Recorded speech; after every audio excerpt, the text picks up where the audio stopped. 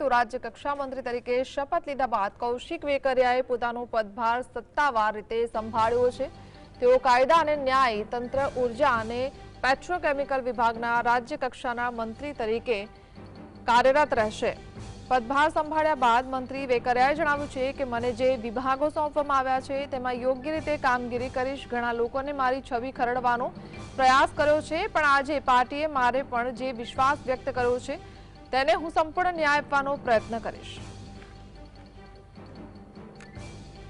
ગઈકાલે ભૂપેન્દ્ર પટેલની સરકારના નવનિયુક્ત મંત્રીઓએ શપથ લીધા બાદ સાંજે ખાતા ફાળવણી થઈ અને આજે ધનતેરસના શુભ દિવસે જે ખાતાના ફાળવણી થયા બાદ મંત્રીઓ દ્વારા ચાર્જ સંભાળવામાં આવી રહ્યો છે। રાજ્ય કક્ષાના મંત્રી કૌશિકભાઈ વેકરિયા દ્વારા પણ પોતાનો જે ચાર્જ છે તે પૂજા અર્ચના કરીને સંભાળવામાં આવે। સીધી વાત કૌશિકભાઈ સાથે।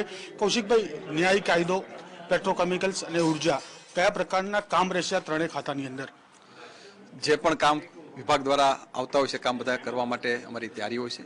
ખાસ કરીને અમારા કેબિનેટ મંત્રી સાહેબના માર્ગદર્શન છે, રાજ્યના મુખ્યમંત્રી સાહેબે જે જવાબદારી સોંપી છે, શ્રી નેતૃત્વે જે જવાબદારી સોંપી છે એ જવાબદારીમાં પરિપૂર્ણ કરવા માટે અમે પૂરેપૂરા પ્રયત્ન કરશું અને લોકોને કામ સારી રીતે થાય એ પ્રકારે અમારા પૂરતા પ્રયત્નો રહેશે। સાથે જ પાયલ ગોટી કેસ હોય કે ઓડિયો ક્લિપ વાયરલ હોય, ઘણી છબી ખરડવાનો પણ પ્રયાસ તમારો થયો છે, તેને લઈને શું કહેશો? હવે મંત્રી બન્યા છો, બસ પાર્ટીનો આભાર માનું છું। પાર્ટીએ જે જવાબદારી સોંપી છે એમાં સારી રીતે કામ કરવા માટે મારા પૂરતા પ્રયત્નો હશે।